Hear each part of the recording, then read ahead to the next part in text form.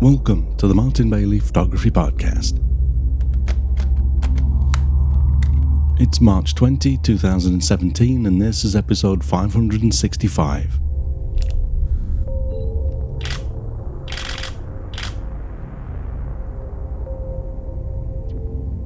This week we continue our Travelogue series to walk you through the second of my Snow Monkeys and Hokkaido, Japan winter wildlife tours for 2017, with a few more crane shots, then moving on to the whooper swans, sea eagles and foxes. We pick up the trail on day 5 of the tour, when the wind was whipping up a snow devil at the Akan Crane Center, as we can see in this first image for this episode. The cranes get somewhat excited as the wind gets up, and they lean into it and spread their wings and jump up and down a bit. I got various photographs from this few minutes, but the snow was not so apparent in many of them, so I selected this one where the snow really stands out, and the left crane still has its wings splayed out, seemingly enjoying the moment. Part of the reason I like this is because the drifting snow hides part of the background and helps to take our attention away from the heavily textured foreground, which I don't like. I also ran a gradual layer up to the bottom of the crane's legs in Capture One Pro and then lowered the clarity to reduce the texture in the snow along the bottom of the frame. My settings for this image were 1,000th of a second shutter speed at f11 ISO 320 at 560mm with my 200 to 400mm lens with the built-in extender engaged. The following morning we went back to the bridge in Tsurui for our second chance at some mist and hoarfrost. On the previous day there had been snow on the trees, which was nice, but it wasn't cold enough for the hoarfrost, and that requires mist too. So I was pleased to see that it was a few degrees colder as we left the hotel, and sure enough, as the sun started to rise, a bit of mist formed and started to stick to the trees on either side of the river, forming the hoarfrost. There were around twice as many cranes on this day as the previous day, following the irresponsible and selfish acts of the Korean photographers on February 19th, as I explained in episode 564. We waited for quite a while, hoping for a little more action, but the cranes weren't very active. This is probably my favourite image from this second morning, with the crane in the back right of the scene flapping its wings, almost looking like an orchestra conductor, although the rest of the cranes don't look very interested in his actions. After breakfast, we checked out of our hotel and moved over to the Kushiro Lake area where we'd photographed the whooper swans for a couple of days.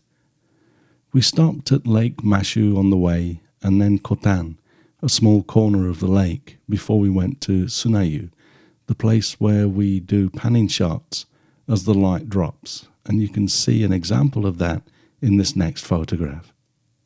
As you can see, there was still a little sunlight catching the wings of the swans in this image, which I like, but the contrast is much greater when the birds are in sunlight, so I generally like to do this after the sun has gone behind the mountains.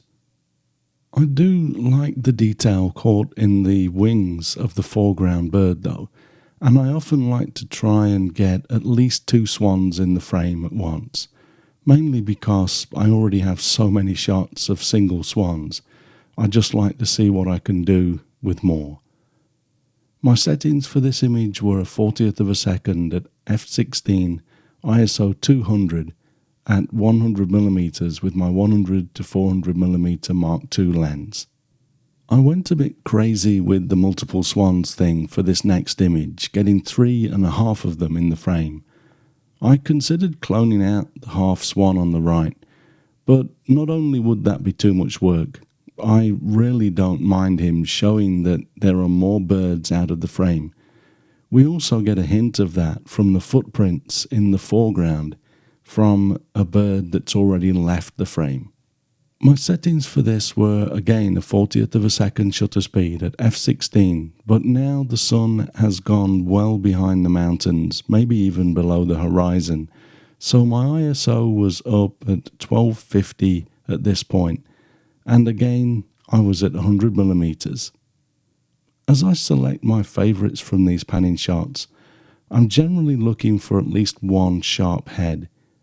The reality is that at these shutter speeds, most frames look like the heads on the other three birds in this image, but we usually get a few images with heads sharp, and that for me is what it's all about. Once I get a head sharp, I'm then looking at wing position. Sometimes the wings look better than others, and sometimes the wings almost disappear, and that doesn't look good at all. In this next image, I was happy to see the foreground swan's wings at full extent upwards, and the second swan's wings are at full extent downwards. Extremes like this are often nice, as long as the head's sharp. There are times when I will work with these swan photos when the head isn't sharp, if the shapes and form of the bird is pleasing enough, but I generally find myself weeding these images out of my selection as I try to get my numbers down. I guess I'm just a bit of a traditionalist in this respect. The settings for this were the same as the previous image. After we spent 2 days photographing the whooper swans, we move on to Laos to photograph the sea eagles and foxes.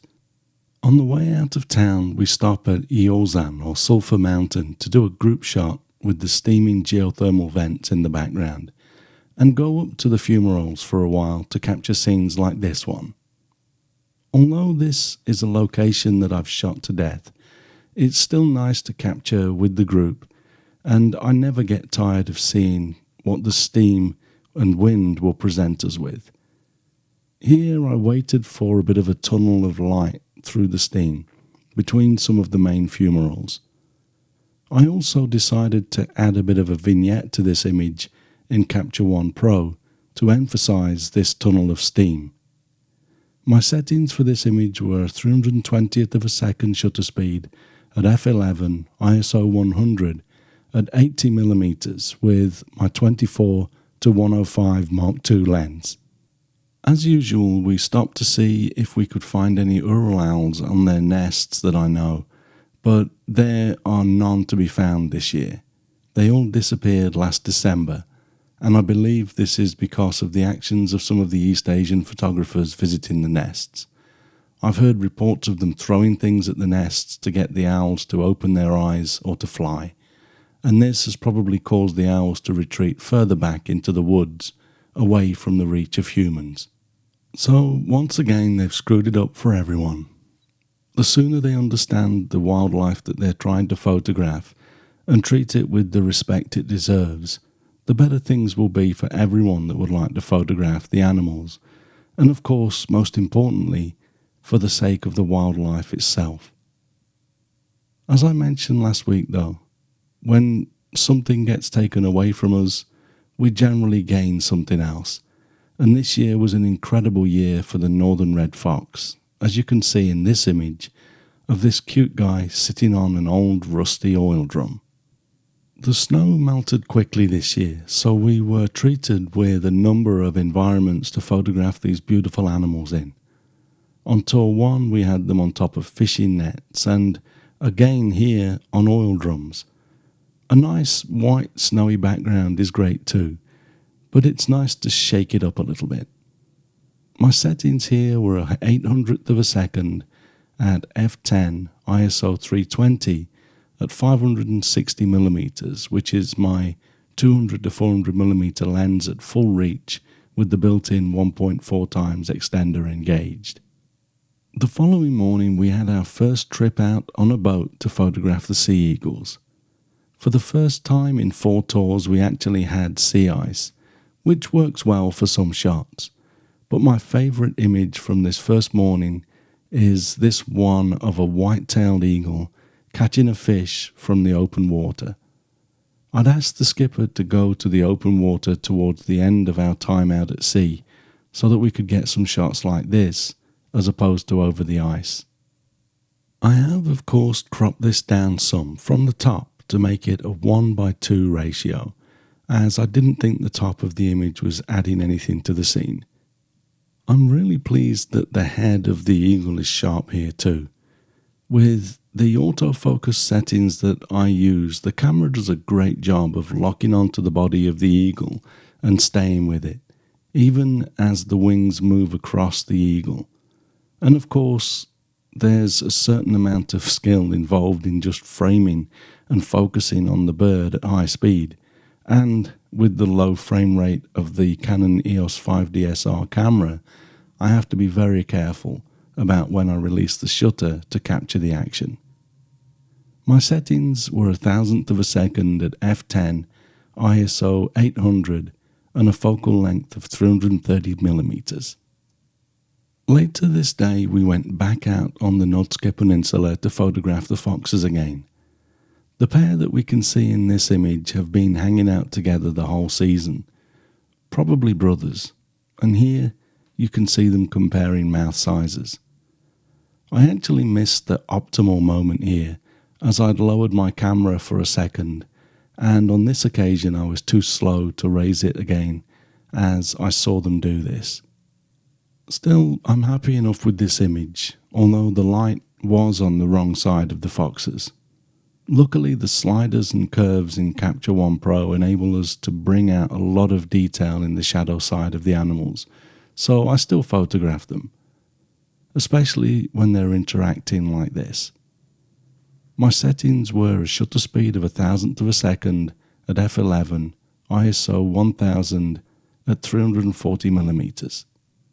A few minutes later, I shot one of these guys stretching and yawning at the same time, as you can see in this final photograph for this episode.